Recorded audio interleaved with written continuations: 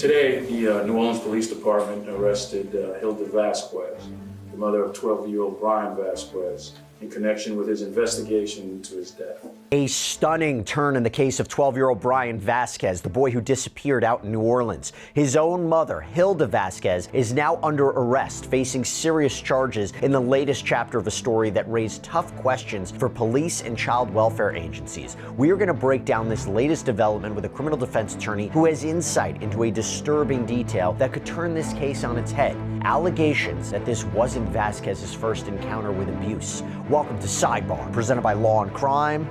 I'm Jesse Weber. There has been a major development in a case that has gripped New Orleans for weeks. The mother of a 12-year-old boy who vanished last month, only to be found dead in a lagoon, has now been arrested and brought before a judge. She is facing serious charges. Now, to understand how we got here, you got to go back to the very beginning of this story, this very, very sad story. It all started on the morning of August 14, 2025, when 12-year-old Bryan Vasquez disappeared from his home. Now, this was in the village of De La Est neighborhood of New Orleans.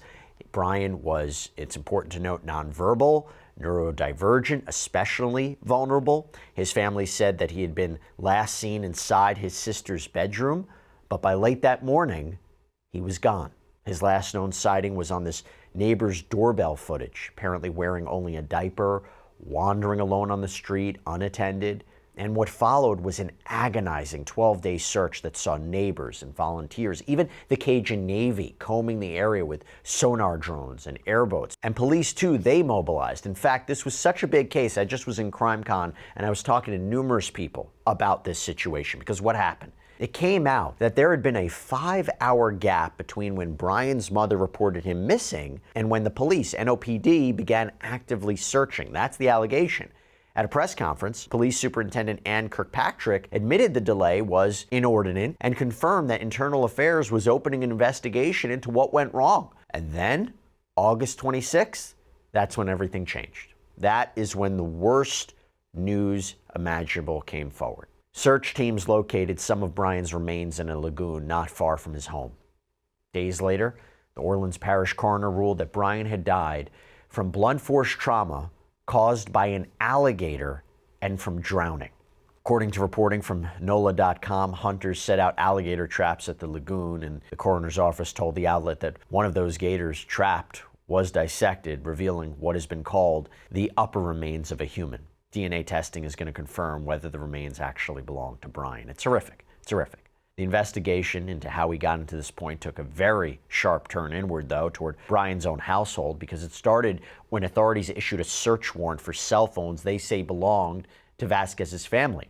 And it has now ended with the arrest of Bryan's mother, Hilda Vasquez. She is now facing charges of negligent homicide and cruelty to juveniles. Police say she gave a series of conflicting statements, all of which have now been revealed in a newly released arrest warrant. Now, I'm going to break all of that down in a minute, but first, I want to bring on a guest. I want to bring on criminal defense attorney Eric Faddis, who's going to go through this with me. Eric, it's so good to see you. Let's start here. How serious are these charges? And also in terms of potential sentencing, obviously they're serious, but how serious are they in terms of what a potential sentence could be? What are we talking about here? Sure, Jesse. So anytime you have a homicide charge, I mean, that's the most serious category of a criminal offense. So some grave allegations here. In terms of potential sentence, the Louisiana Code talks about what the penalties could be. My understanding is that it's at least up to 10 years in prison for conviction for this type of offense. When we talk negligent homicide, for our viewers, how is that different from, let's say, second-degree murder? How is that different from manslaughter? What exactly do they need to prove for negligent homicide? What is that theory? Yeah, so negligent homicide is different than negligence in like a car accident case where you rear-end somebody. Criminally negligent homicide requires a gross deviation from the standard of care that a reasonable parent would have exercised under like circumstances. It's arguably a lesser burden than like first-degree murder, which is intentionally killing somebody, or a lesser offense of recklessly killing somebody. Criminally negligent homicide falls somewhere below that. And this cruelty to juveniles, right? Is that a standalone charge? Is that, hey, if we can't prove negligent homicide, At least we can try to get her convicted of this. Yeah, that's a lesser offense. I think arguably it does require less evidence to prove. It talks about criminally negligent mistreatment or neglect that results in serious bodily injury. Here, the alleged victim is deceased, so the serious bodily injury piece is met. All that's remaining is whether this was criminally negligent mistreatment or neglect for that charge. Now, here on Sidebar, we talk a lot about emergencies, right?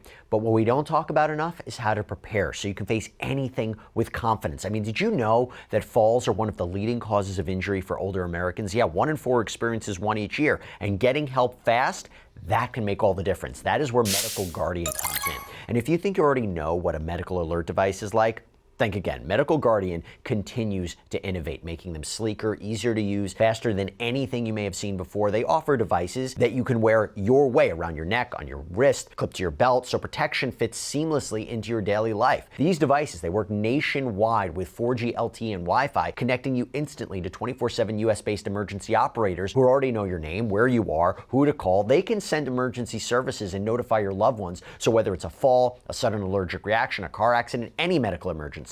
And with optional fall detection, they can even call for help automatically if you can't press the button yourself. So right now, Medical Guardian is offering our viewers an exclusive 75% off of their top-rated MG Mini and MG Mini Lite. Because being prepared, it's not about fear, it's about living your life without limits. Knowing help is always within reach. So visit medicalguardian.com/sidebar75, use code sidebar75 or DDS75 today to claim your 75% off.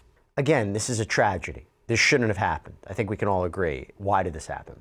But when you have the coroner ruling that Bryan's death involved both blunt force trauma from an alligator and drowning, at least that's my understanding, how are prosecutors going to link the mother's alleged negligence or cruelty to children directly to the cause of death? Is that what they're doing? Explain that to me.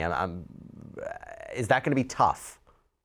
Yeah, Jesse. So the prosecutors have to draw a causal link between the mother's actions or omissions and ultimately Bryan's demise. And so how are they going to do that? They're going to talk about this alleged criminal negligence, the fact that she was being a neglectful mother. She was not being observant. She was not exercising the right supervision. And that resulted in Bryan leaving the home. Now, they're going to have a difficult time because there is sort of an intervening event here with the alligator.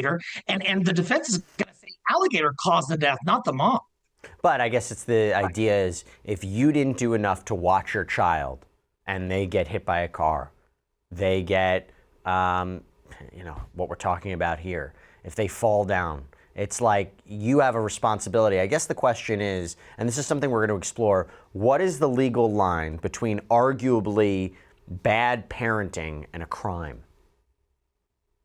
So typically in this case, they're going to have to prove that the mother's actions or omissions were a substantial factor in causing what happened. We have regular neglect, right? You look away from your child for too long and they, run into a table and hurt themselves. That's regular negligence. We're talking about criminal negligence, a gross deviation from the standard of care. And that's where the prosecution is going to bring in this alleged pattern of neglect, this alleged pattern of abusive conduct, which sort of ultimately escalated to this horrible set of circumstances we're discussing today.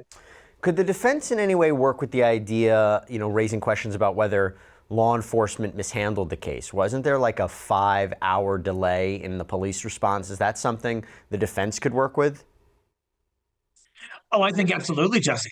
My understanding is that the child was reported missing, and then police did not respond for about 5 hours after that. Gosh, had there been a more timely response, maybe they would have found this kid. This was a 12-year-old sort of wandering around. There had been reports of him, and he's actually on video at one point walking around a neighborhood. He could have been found, and all of this could have been prevented had the police responded in a more prompt fashion. I think defense is going to argue that the police's neglect, alleged neglect, contributed to what happened and could have prevented all of this had there been a different response. So I want to get into the details of this arrest warrant right now. Now, according to that warrant that was reviewed by WWL TV, Hilda Vasquez gave a series of statements that detectives described as conflicting. In one 911 call that was placed at around 10:20 a.m. on August 14th, Vasquez allegedly told the dispatcher, "I do not know when he escaped, but I am just now finding out." So the warrant reveals that Hilda said she gave Bryan a sleep aid medication at 8 p.m. on August 13th. Then she woke up at around 3 a.m. to care for her newborn, found Bryan in the kitchen, and she said it was common for Bryan to wake up during the night, and she guided him to his sister's room to go back to sleep. She allegedly admitted that later, at around 7:50 a.m., she took her other 6-year-old son to school, didn't check on Bryan. She added, quote, "I've been checking on him, but today I don't know when he escaped." Now, police noted that the bedroom window was open, to which Vasquez claimed she had only just become aware of that during the 911 call. When the dispatcher asked her how Bryan left, Vasquez reportedly replied, "He just opens the door and leaves." And from there, according to WVUE, investigators say Vasquez told them of 2 separate incidents where Bryan had run away. Now, we'll get to those, but first, Bryan, could these apparent differences in her timeline or explanations, is this confusion? Is this stress of the situation? Is this trauma? Or is this evidence of a crime?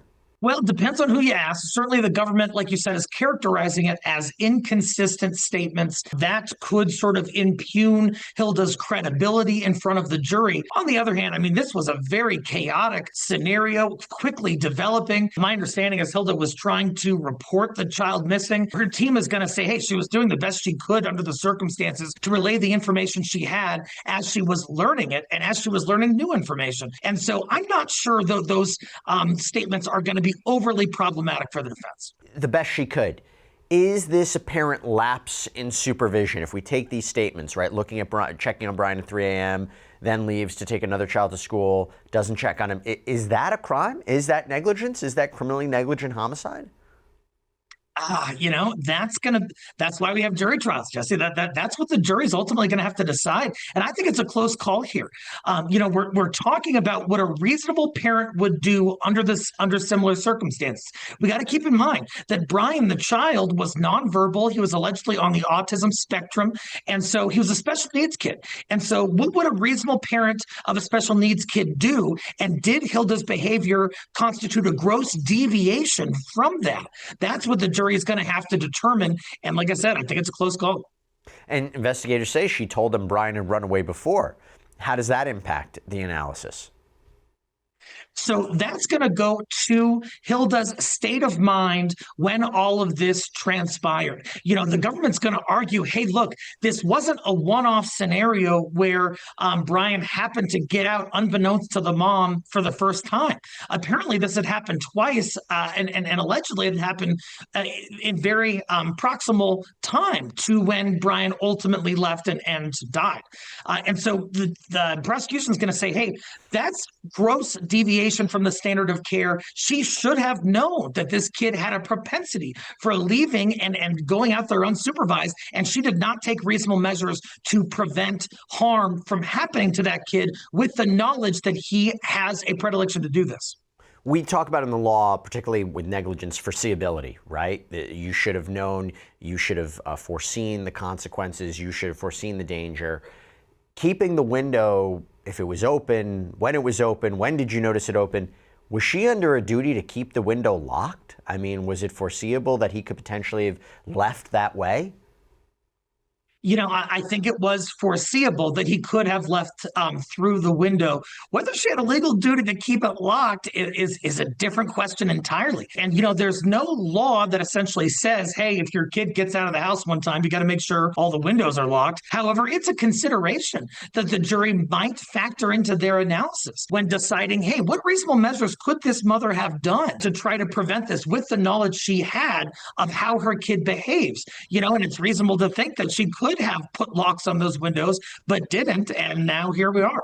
Let's go back to this. So according to reporting from WVUE, who reviewed this arrest warrant in this case, Hilda Vasquez told police that at her previous home on August 1st, officers found Bryan naked, drinking water from a drainage ditch. 3 days later, she said a neighbor found him wandering, returned him to her home, and that second incident, police say, was never reported. So once Bryan's body was recovered, detectives, they dug into DCFS, right? Department of Child and Family Services, their records, and uncovered just even more troubling findings. Court filings outlined that when Bryan was just 3 months old, he was hospitalized with a fractured skull, brain swelling, broken legs, retinal hemorrhages, and punctured lungs, injuries described as non-accidental. Now, Vasquez was actually arrested then, convicted on account of cruelty to juveniles, and she later pleaded guilty to a lesser charge. There were more reports over the years, though. In 2022, DCFS investigated again after Vasquez allegedly left Bryan and his siblings unsupervised. And that same report noted scratches on Bryan's body. Detectives wrote in the warrant, as the investigation progressed, it began to emerge that there were confirmed signs of child criminal neglect. As a result of Vasquez's failure to protect and check on Bryan,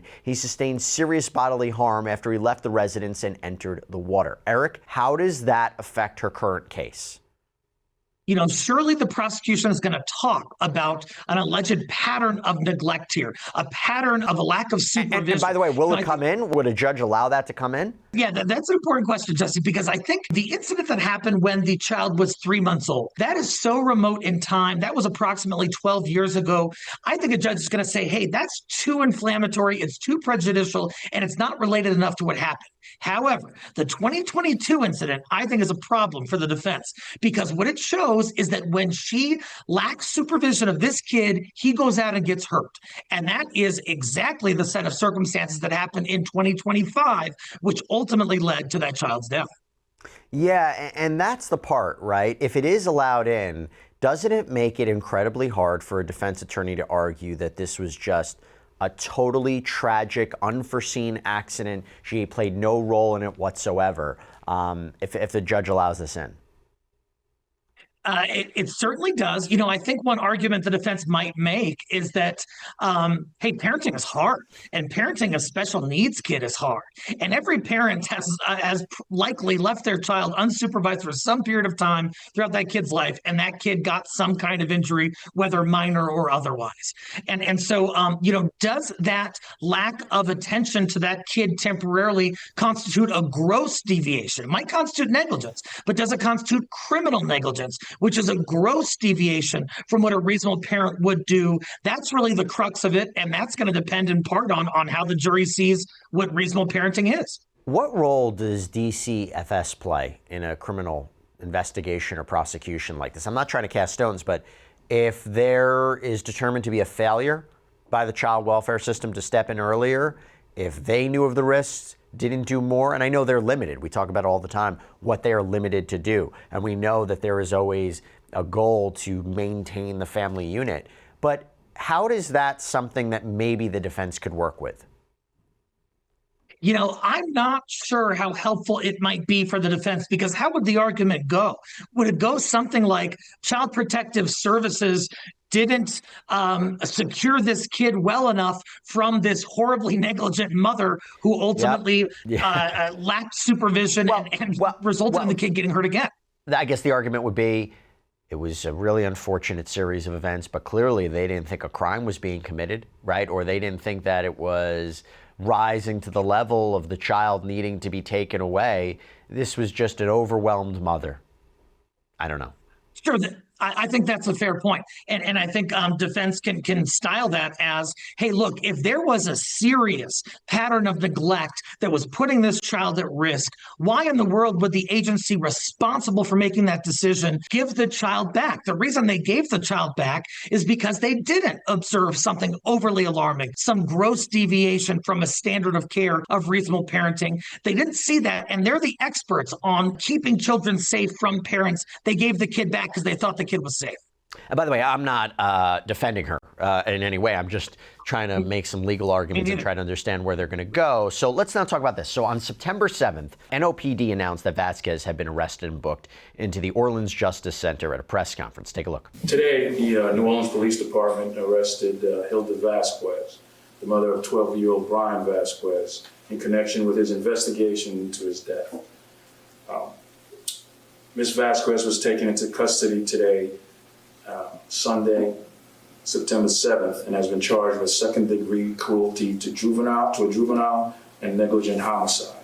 This was an emotional and really traumatic case, not just for the community, the family, but also our own officers and every officer that was out there. It was not an easy time for anyone, and we're We wish the outcome would have been different, but it's not the case. So we have to pursue and seek justice for Bryan. This is important to note. Department leaders, they described her actions not as this isolated mistake, but as part of a long pattern. This has all been in a pattern of behavior by the mother. This is not the first time that Bryan has been the victim of any sort of trauma and or anything that we deem to be negligent. So this is all pattern, and this is all established in the warrant. There has been a pattern of both negligence and abuse over Bryan's 12 years. And so we believe that we can prove that that pattern of negligence and abuse led to a severe injury or undue pain and suffering on his part. They also addressed DCFS, their involvement, whether Bryan had ever been removed from his mother's care. We know that when Ms. Vasquez was arrested and convicted for abusing Bryan, when he was 3 months old, she committed a skull fracture, broken legs, and a collapsed lung. At that point, he was removed from the home. And then at some point subsequent to that, DCFS returned him back to the home. And that's obviously part of the information that we're working with our DCF partners. But that's in the public realm. That's in our our arrest warrant application that she had that previous conviction and there was a period when he was removed from the home. Reporters, they pressed police on the family's past, and police confirmed that after Vasquez was convicted of abuse when Bryan was an infant, he was indeed removed from her custody, but was later returned by DCFS. And when asked why, officials deferred to the agency, saying those records would be part of the court case. Now, Vasquez, she appeared briefly in criminal district court on September 8th.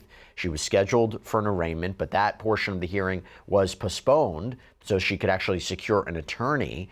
In the meantime, the judge imposed very strict protective orders. No contact whatsoever with her children, not even a phone call. If she posts bail, she has to remain at least 600 feet away from them and complete a domestic abuse program by late December. Eric, let's actually start right there. Those conditions, those really strict protective orders, are those conditions in these kinds of cases common? Yes, I think they're common and certainly tough, but arguably fair. What the court wants to do is that they need to protect the other children. They also need to make sure that there is no sort of witness tampering that could happen, that the mother could be communicating with the children and trying to sort of create some narrative that is false. So they're trying to protect against that. They're trying to also make sure that if this mother bombs out, she has at least some tools, some resources that will sort of empower her to keep the children safe during the pendency of this case. So I think those conditions are really important. That statement about explaining the history and how the child was removed, child was brought back, talk to the agency about why the rationale behind that, it will be part of the court case. What did you take away from that? I think that in these child cases, there are a lot of moving parts. You have the police aspect, you have child services, and you have the courts and everything else. And so I think that what that could be referencing is there are records with respect to child protective services. There are documentations of incidents of corrective actions of the mother's statements. And all of those things could factor in to what happened in this instant case and be used against the defendant at some point, although I bet defense will file motions trying to exclude child protective services information or substantially limit it. Eric Faddis, this is a very, very sad case. Weeks after Bryan's disappearance that shook this city, his mother is now stand accused of these really heinous crimes. She is due back in court on September 12th to confirm that she has legal representation. A bail hearing is scheduled for Monday, September 5th. We shall see what happens. Eric Faddis, thank you so much for taking the time. Appreciate it. Good to be with you. And that is all we have for you right now here on Sidebar, everybody. Thank you so much for joining us. And as always, please subscribe on YouTube, Apple Podcasts, Spotify, wherever you should get your podcasts. Follow me on Instagram, X. I'm Jesse Weber. I'll see you next time.